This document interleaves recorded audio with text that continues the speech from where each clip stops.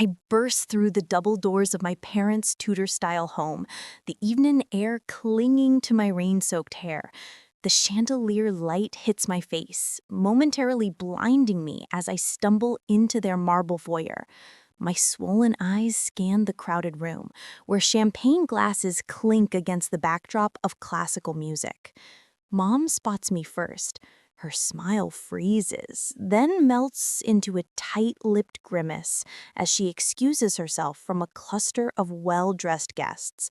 She glides toward me in her navy silk dress, pearls gleaming at her throat. "Vanessa, not now. We have guests," she hisses, her perfectly manicured hand gripping my elbow. "Blake's engagement party is not the time for whatever this is." Dad appears at her side, jaw clenched beneath his silver beard. "Let's take this somewhere private," he mutters, steering me toward his study while glancing over his shoulder at the curious onlookers. The heavy oak door closes behind us with a solid thud. I stand trembling on the Persian rug, water dripping from my coat onto the polished floor. Mom's eyes follow each droplet as if I'm soiling a museum. "Zoe collapsed at school today," I voice breaking. "They rushed her to Portland Memorial." Dad shifts his weight. "Is she all right?" "No." The word hangs between us. "She has a congenital heart defect. The doctor said without surgery in the next 48 hours, she could—" My throat closes around the unthinkable. Mom's hand flutters to our chest. "Oh, dear. Well, surely your insurance—" "I don't have insurance right now. The business has been struggling. I was going to enroll next month when the new client payment came through." Dad's face hardens. "How much?" $75,000. I force the words out. "I've tried everything. The hospital payment plan only covers a fraction. The bank won't approve an emergency loan without collateral." I sink to my knees, something I swore I'd never do in front of them again. I've never asked for anything. Not when Mark lost his job, not when the roof leaked, not when I needed startup funds. My hands shake as I reach for Mom's perfectly pressed slacks. "Please, help save her. She's your granddaughter." Dad's eyes dart toward Mom. A silent conversation passed between them, one I've witnessed my entire life, but never been part of. Mom sighs, her shoulders dropping slightly. "We simply can't, Vanessa. Blake's wedding is in 3 months. We've already committed to covering the costs." "What costs could possibly—" "Always trying to steal my spotlight, sis." Blake's voice cuts through the room as he leans against the doorframe, champagne flute dangling between his fingers. His fiancée Lauren hovers behind him, her diamond ring catching the light. "Not now, Blake." I start, but Dad interrupts. "We've already put down $250,000 for the venue, catering, and honeymoon package.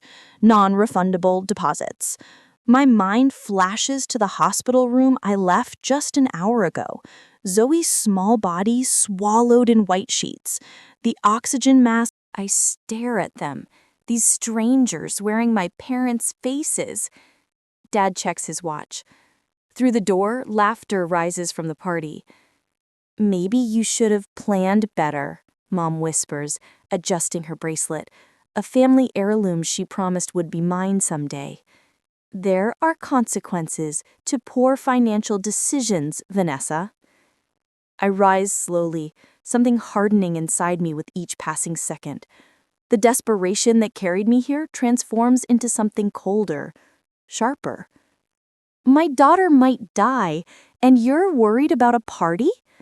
My voice doesn't sound like my own anymore. Blake snorts, swirling his champagne. "Always so dramatic. Get better insurance next time. Some of us have actual plans for our future." My hands tremble as I reach for Mom's wrist. I unfasten the sapphire bracelet, the one Grandma gave her, the one she dangled as a reward for my good behavior throughout childhood. "Take this back," I say, placing it in her palm and closing her fingers around it. "I'll find another way." Dad clears his throat. Vanessa, be reasonable. I straighten my spine, shoulders back, chin lifted. I've never seen more clearly in my life. Walking through the crowd of whispering guests, I feel their eyes on my back. Someone murmurs, "Poor Gerald and Monica, that must be the troubled daughter."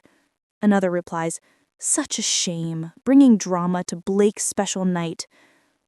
The night air hits my face as I step outside, but I don't feel the cold anymore. My phone buzzes with a text from Mark. Any luck? I look back at the glowing windows of my parents' mansion. 6-year-old Zoe's voice echoes in my mind. "Grandma and Grandpa have the biggest house ever. Do they love us big too?" I type my response. "No, but we'll save her anyway." And I will never knock on that door again. I pace our kitchen at midnight, the landline receiver pressed against my ear, my voice hoarse from hours of pleading.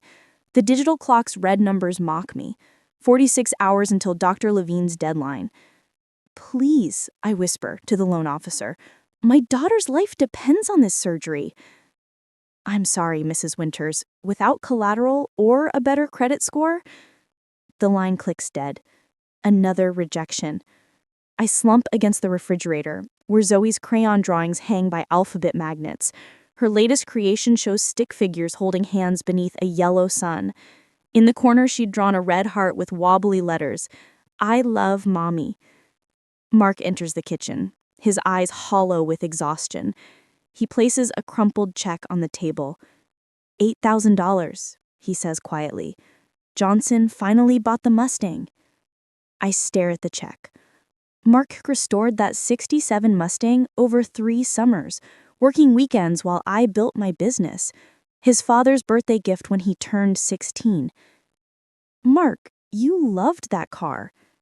He takes my hand, his calloused thumb tracing circles on my palm. "I love Zoe more." I add the check to our pile. Our life savings, Mark's 401k early withdrawal, the Mustang money. Still 23,000 short. I drop my head to the table. It's not enough. Mark's arms encircle my shoulders. We'll find a way. The doorbell rings at 6:13 a.m. I stumble to answer it, still wearing yesterday's clothes.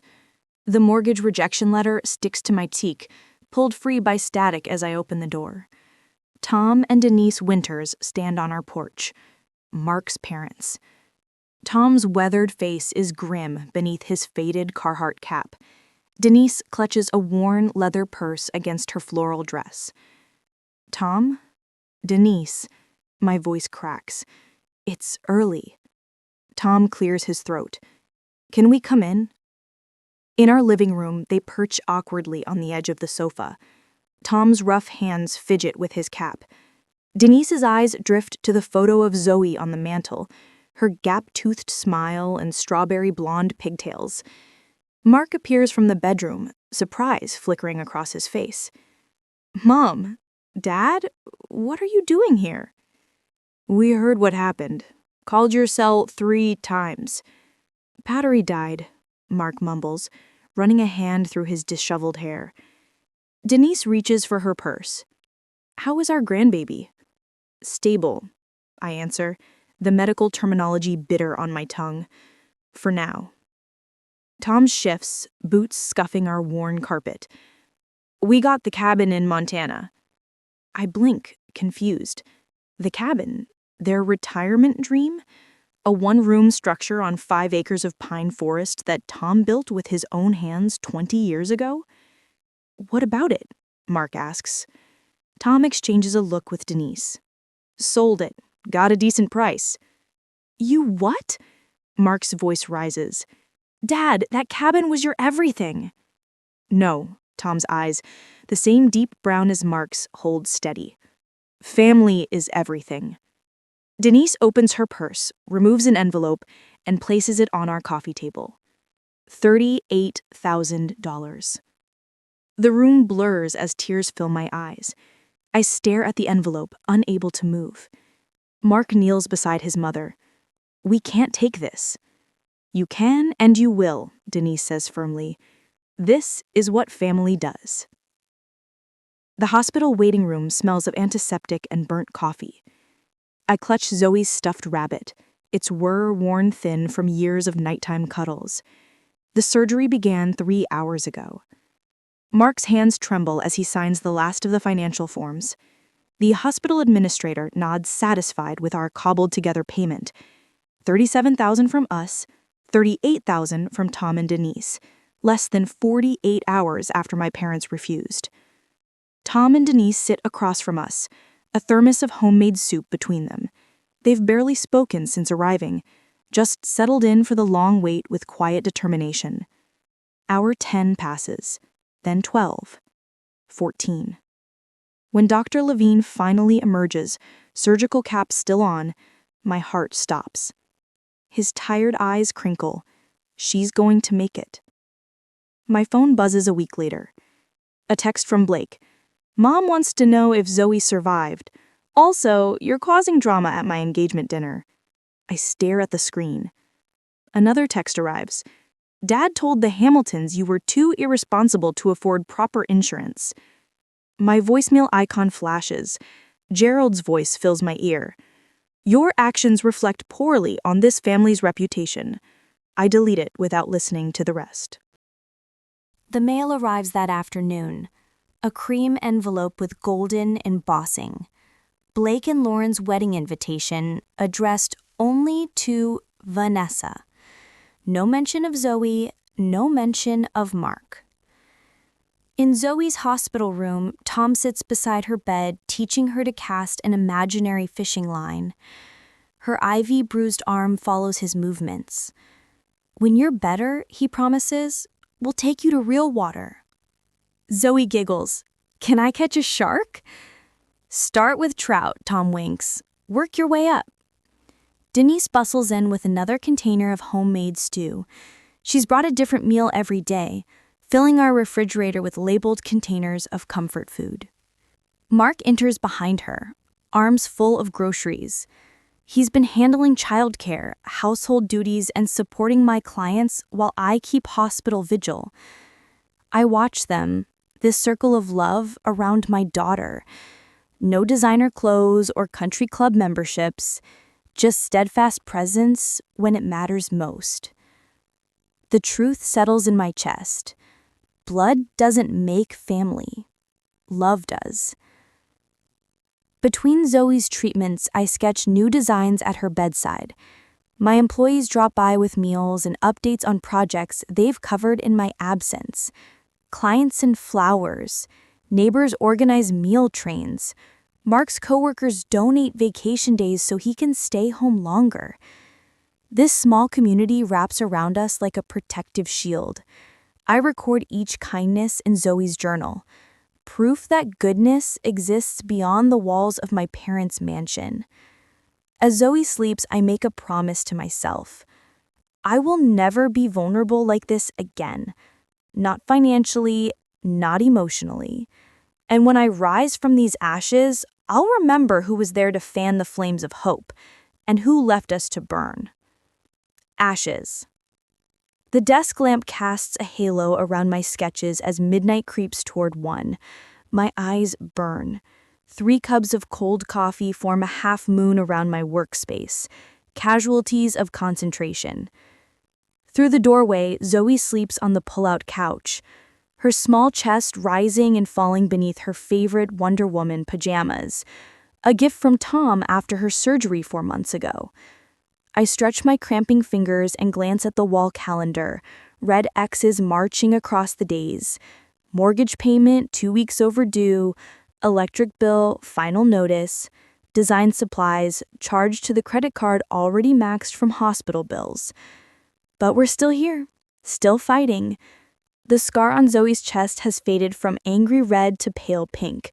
Her laughter fills our apartment again. The nightmares about beeping monitors and oxygen masks have mostly stopped. For her, anyway. On the drafting table, my designs for the Westbrook Hotel's pitch swim before my tired eyes. Local boutique chain, 7 locations, complete interior design. Budget, $1.8 million. Competition, 3 established firms with impressive portfolios, and actual offices, not kitchen tables doubling as workspaces. My phone buzzes. Mark's text reads, "Don't stay up all night. They'd be crazy not to pick you." I almost believe him. "You look like you need this more than me," Denise says, pressing a travel mug of coffee into my hands the next morning. She and Tom arrived at dawn, ready for grandparent duty, while I prepare for the biggest pitch of my career. Tom's already on the floor with Zoe, helping her build a fort from couch cushions. His arthritis must be screaming, but he'd never say a word. "What if I blow this?" I whispered to Denise, my voice catching. Her weathered hands frame my face. "Then you'll find another opportunity. But you won't blow it." She straightens my blazer collar. "You remind me of the dogwood outside our first house. Storm knocked it sideways, but it grew back stronger. Different angle, but even more beautiful." Tom looks up from the fort. "Knock 'em dead, kiddo." Zoe races over, wrapping herself around my legs. "Make pretty buildings, Mommy." I drop to one knee, holding her small shoulders. "I'll be back before dinner." "Grandpa's making his famous sketty," she says with solemn importance. I kiss her forehead, breathe in her little girl scent of strawberry shampoo and Play-Doh, and stand to face the day. The Westbrook Hotel's conference room intimidates with its wall of windows overlooking downtown Portland. 5 executives in tailored suits examine my modest portfolio while I set up my presentation. My hands tremble slightly as I arrange material samples on the gleaming table. "Ms. Winters, your firm is considerably smaller than the others we are considering." He glances at my proposal. "In fact, I'm not seeing evidence of a firm at all. Just you?"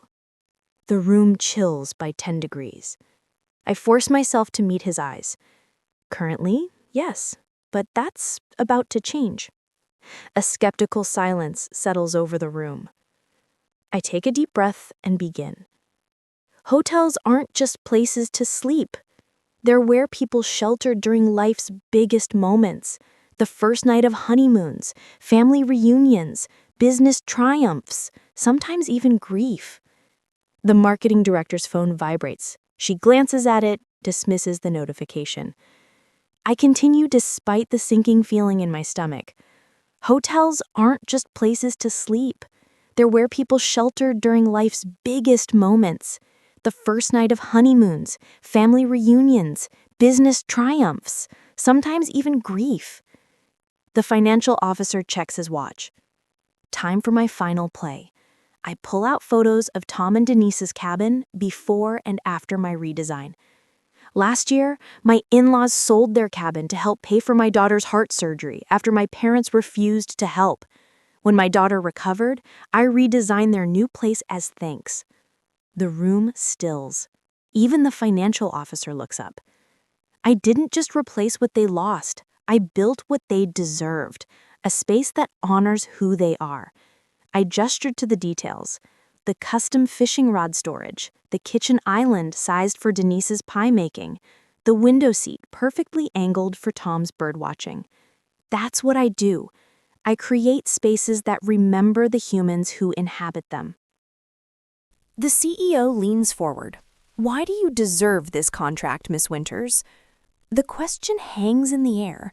I think of Zoe in her hospital bed, of Tom with cushion forts, of Mark selling his vintage Mustang without hesitation. Because I've learned what matters, I answer simply. And it's not what most people think. The notification chimes while I'm washing dinner dishes 3 days later. Mark stops mid-sentence, watching my face as I check my phone. "Westbrook Hotels is pleased to inform you, accepted your proposal, contract delivery tomorrow, $1.8 million initial phase." The phone slips from my fingers. Mark catches it, reads the screen, and lets out a whoop that brings Zoe running from her bedroom. He lifts me off my feet, spinning me in circles while I sob and laugh simultaneously. Zoe dances around us, caught in our jubilation without understanding its source. We did it, I breathe into Mark's shoulder. We actually did it. 6 months later, I stand in the doorway of my actual office. Not a corner of the living room, not a borrowed desk in someone else's building. Wenter's Design Studio, etched in frosted glass on the door. Behind me, 3 designers work at their stations. The Seattle expansion opens next month. 4 more hires pending. My phone buzzes with a text from Blake. Heard about your success. Mom and Dad talking about reaching out. That you should know. I delete it without responding. A package sits on my desk. Inside is a framed photo of Denise, Mark, Zoe, and me on the porch of their new cabin, twice the size of the one they sacrificed, my first major purchase after the Westbrook contract. Another text arrives. Dad asking about family investment opportunity, just for your information. I smile thinking of the magazine interview I gave yesterday. The journalist seemed particularly interested in how I built my business without family support. The phone assistant rings my assistant, letting me know the Seattle contractor is line 1. Take a message, I tell her. I'm heading home early for my daughter's birthday party. I gather my things, looking once more at the photo on my desk. Tom and Denise will be waiting at our house, helping Mark with decorations. Zoe's school friends will arrive at 4. Her real grandparents, as she calls them, have planned a treasure hunt in the backyard. Later, when cake has been eaten and presents opened, Mark finds me on the porch steps. Everything okay? He asks, settling beside me. I look at our home filled with laughter and light, at the people who showed up when it mattered most. We built this together, I tell him, taking his hand. All of us. My phone buzzes against the marble countertop of my kitchen. A notification from LinkedIn.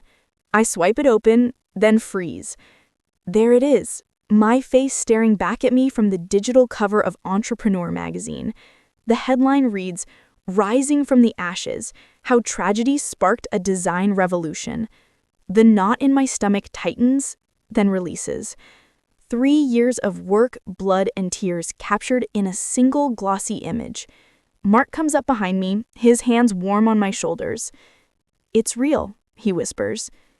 "It's real," I echo, my voice catching. I scroll down to the pull quote they've highlighted in bold. "My own parents let my daughter suffer for a party. That's when I realized blood doesn't define family." The truth sits there, undisguised and raw. The words I spoke during the interview without flinching. No pseudonyms, no vague references. Just the unvarnished reality of that rainy night when my parents chose Blake's wedding over Zoe's life. "Any regrets?" Mark asks, his thumb tracing circles on my shoulder blade. "Not one." By afternoon, my phone won't stop ringing. The article has been shared over 20,000 times. Business influencers I've admired for years are praising my integrity in the face of impossible choices. 3 podcast invitations arrive before lunch. "Mom, why is your picture everywhere?" Zoe asks, her small finger pointing at my laptop screen where another share notification pops up. I lift her onto my lap, her healthy heart beating against mine. "Remember how I told you that sometimes stories help other people feel brave?" She nods, solemn. At 9, she understands more than I sometimes wish she did. Well, I told our story. The first hint of fallout comes from an unexpected source, Elaine Withers, who sits on the same charity board as Monica. She calls me directly. "I don't know if I should tell you this," she starts, voice lowered as if someone might overhear. The Palmers didn't come to the spring fundraiser. Gerald claimed they had another engagement, but Elizabeth saw them pull up to the country club, then turn around and leave when they spotted the Hendersons. I say nothing, letting her continue. "Rumor has it their furniture store has lost 3 corporate accounts in the last month. People talk Vanessa, and after that article..." I thank her for the call, keeping my voice neutral. But after hanging up, I don't feel the rush of satisfaction I'd imagined. Just a hollow sort of completion, like turning the final page of a book you've waited years to finish. A text from Lauren, Blake's wife of 2 years, arrives next. Just read your story. Blake never told me. Is it really true? 2 days later, while reviewing blueprints for our Denver expansion, my assistant interrupts with news from Mark's cousin who works at Blake's firm. He didn't get the promotion, she says, eyes wide. Apparently, his boss read the article and questioned his character and judgment. Blake threw a fit, accused you of sabotaging him. I look around my growing office, the team of 16 designers working at their stations, the wall of awards for our healthcare facility designs, the framed mission statement about creating spaces that heal. None of this built on vengeance. All of it constructed on the foundation that crisis revealed. By summer, our company opens offices in Denver and San Diego. The feature on Good Morning America focuses not on family drama, but on our commitment to hiring single parents and providing full health care from day one of employment. Your health insurance policy costs more than industry standard. Doesn't that cut into your profits? I think of Zoe's scar, a thin white line down her chest. Some costs are investments, not expenses. The Heart Foundation's first fundraiser raises enough for 12 children's surgeries. Tom gives a tearful speech about second chances, his weathered hands gripping the podium. Denise snaps photos of everything, her pride radiating brighter than the ballroom chandeliers.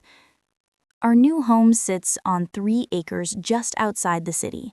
6 bedrooms, a studio for my design work, and an east wing built specifically for Tom and Denise. The moving trucks have barely left when Zoe races through the house, discovering each new room with gasps and giggles. "I get to see Grandma and Grandpa every day," she shouts, running back to hug Tom's legs as he arranges books on a shelf.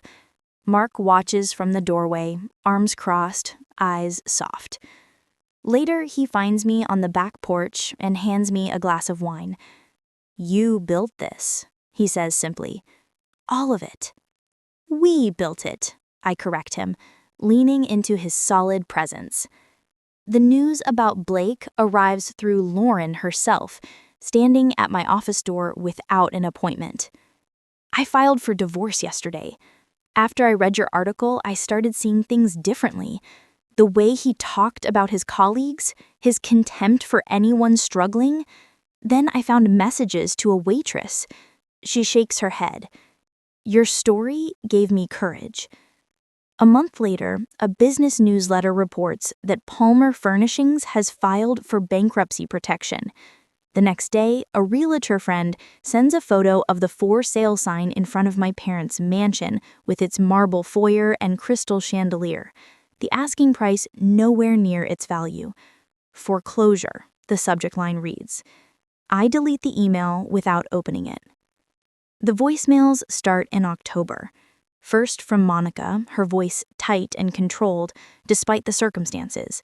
Then from Gerald, less composed with each message. I listen to each one once, then erase them, watching the notifications disappear one by one. Until the last one, left at 11:47 p.m. on a Tuesday. "Vanessa, please." Gerald's voice cracks. "We have nowhere else to turn." I play it twice. The man who checked his watch when I begged for my daughter's life, now begging for my attention. I set the phone down and walk to the window, watching the autumn leaves spiral to the ground. My finger hovers over the callback button. The reckoning. Sunlight slices through the floor-to-ceiling windows of my office, casting long shadows across Italian marble. I adjust the black leather suitcase on my desk, centering it perfectly between the crystal paperweight and my Mont Blanc pen. The weight of what's inside doesn't match its sleek exterior. "Miss Winters?" My assistant's voice breaks through the intercom. "Your parents have arrived." "Send them in." My voice sounds steadier than I feel. The double doors open, and I barely recognize the 2 people who enter. Dad's silver hair has thinned, his shoulders stooped beneath his discount department store blazer. Mom clutches her knockoff handbag, her once perfect makeup applied with a shaky hand. Their eyes dart around my office, taking in the minimalist furniture, the views of downtown Portland, the evidence of everything they're not anymore. "Thank you for seeing us, Vanessa." Dad attempts his boardroom voice, but it cracks around the edges. "You've done quite well for yourself." Mom nods too quickly. "The magazine feature was lovely." I gesture to the chairs across from my desk. They sit in unison, the choreography of the desperate. Dad clears his throat, leaning forward with hands clasped, the same posture he used when negotiating with suppliers. "Families should stick together during difficult times." "We're in trouble, sweetheart." Mom's voice wavers. "The bank is foreclosing on the house. We owe almost $400,000. The economy hasn't been kind to traditional furniture stores." Dad's eyes fix on a point just past my shoulder. "Online retailers have changed everything." "Your success is remarkable," Mom adds, forcing brightness into her tone. "We always knew you had potential." The rehearsed compliment hangs between us. "If you had just explained how serious Zoe's condition was," Dad says, his voice dropping to a conspiratorial whisper, "we might have understood better. It happened so fast, and with Blake's engagement that night." My gaze shifts to the framed photographs on my desk. One of Zoe in her hospital bed, small fingers clutching the stuffed rabbit Tom gave her, the heart monitor tracker still visible on her tiny wrist. Another frame holds Tom and Denise at Zoe's kindergarten graduation, their weathered faces beaming. Beyond them stand 3 crystal awards from the Children's Heart Foundation I established last year. 3 years, 2 months, and 14 days, I say. They exchange glances. That's how long it's been since the night of Blake's engagement party. Dad shifts in his seat. "Vanessa, it was raining. I came to you soaking wet. My shoes squeaked on your marble floor." My voice remains calm, factual. "Mom, you said, 'We simply can't, Vanessa. Blake's wedding is in 3 months.'" Her face pales. "I don't think those were my exact..." "Dad, you explained that you'd already spent $250,000 on Blake's wedding, non-refundable deposits." His jaw tightens. "Now, that's not..." I reach for my phone, tapping the screen before setting it on the desk. Gerald's voice fills the room. "Vanessa, your irresponsible financial decisions aren't our problem. Blake manages his money properly. Perhaps you should take notes instead of asking for handouts. It reflects poorly on this family's reputation." The recording ends. Silence stretches between us. "Did you ever once visit Zoe in the hospital?" Mom's eyes drop to her lap. Dad's throat works soundlessly. "Mark's parents sold their cabin, their retirement dream, to help save their granddaughter. Tom sat in that waiting room for 14 hours straight. Denise learned to change Zoe's bandages and monitor her medication. They showed up." I stand, my palms flat against the cool surface of my desk. "Do you know what Zoe..." Mom's mascara smears as tears track down her cheeks. With steady hands, I slide the suitcase across the desk toward them. "Take it," I say, "and leave. From this moment on, I'm no longer your daughter." Dad's fingers tremble as he unlatches the case. Inside, neatly stacked bills fill every corner. $400,000, I tell them. Exactly what you need, not a penny more. "Vanessa," Mom starts. "This isn't forgiveness," I cut her off. "It's freedom. Mine." They stand slowly, Dad clutching the suitcase like a life preserver. Their reflections distort in the polished marble as they walk to the door, shoulders bent with the weight of their shame. When the doors close behind them, I remain standing until the sun dips below the skyline, painting my office in amber and shadow. My fingers brush across Zoe's photo, then Tom and Denise's. For years, I carried the weight of their rejection like stones in my pockets, dragging me under. Not anymore. It's finally over, I whisper to the empty room. And for the first time since that rainy night, I feel the truth of those words in my bones. Not a weight lifts, a chain breaks. Inheritance. I watch Tom flip burgers on the grill, his weathered hands guiding Zoe's smaller ones on the spatula. She squeals with delight as flames leap up when the patty turns. "That's it, kiddo. You've got the touch," he says, ruffling her hair. The late afternoon sun spills across our backyard, casting long shadows over the picnic table where Denise and Mark arrange plates, napkins, and condiments with easy familiarity. Their laughter carries across the lawn, a soundtrack I once thought belonged only in movies about other people's lives. "Mom, Grandpa says I'm the best burger flipper in 3 states. "Only 3? I call back, reaching for the lemonade pitcher. "I'd say at least 5. Mark catches my eye across the yard and winks. The smile lines around his eyes deepen, telling a story of weathered storms and unexpected sunshine. The garden gate swings open as the neighbors arrive with a homemade apple pie. Our small gathering swells with voices and movement, chosen family expanding in concentric circles of warmth. Later, while Tom serves ice cream, Zoe tugs at my sleeve. She thrusts a paper into my hands, crayon colors bright against the white background. "I made us," she announces. 5 figures stand hand in hand beneath a yellow sun. Mark, me, Zoe in the middle, Tom and Denise flanking us. Each face bears a wide rainbow smile.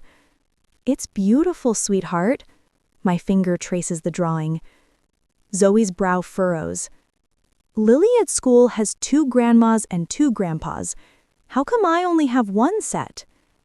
The question catches in my throat. I kneel to meet her eyes, those eyes so like mine. "Family isn't always about who shares your blood," I say, choosing words with the care of someone who knows their weight. She nods, satisfied, and runs off to help Denise serve pie. Mark hands me an envelope that arrived in today's mail. Lauren's return address surprises me. Inside, a card thanks me for the foundation grant funding her new therapy practice. In a postscript, she mentions Blake struggling, but finally facing his mistakes. My parents live in a small apartment now, their mansion long gone. The mention stirs nothing in me, neither satisfaction nor sorrow. I watch my company's summer picnic set up in the park across the street. 50 employees and their families gathering under banners announcing full healthcare coverage for all. 3 scholarship recipients from our design program help arrange tables. Their backgrounds mirror my own struggle, but their futures hold more promise. From the porch steps, I observe Zoe at the piano Tom bought her last Christmas. Her fingers, once tethered to IV lines, now dance across keys. The heart monitor that once tracked her survival sits in a memory box upstairs, a reminder of what almost was and what is. My gratitude journal lies open beside me. Today's entry simply reads, "I have everything that matters." Golden light bathes all of us as the sun begins its descent, not the cold gleam of wealth, but the warm glow of enoughness. I once thought revenge would feel like victory, the moment my parents realized what they'd lost. But true peace came from building something meaningful instead of destroying what hurt me. The greatest revenge wasn't in their downfall, but in creating happiness they couldn't touch. My gaze sweeps over our mismatched, perfectly complete circle.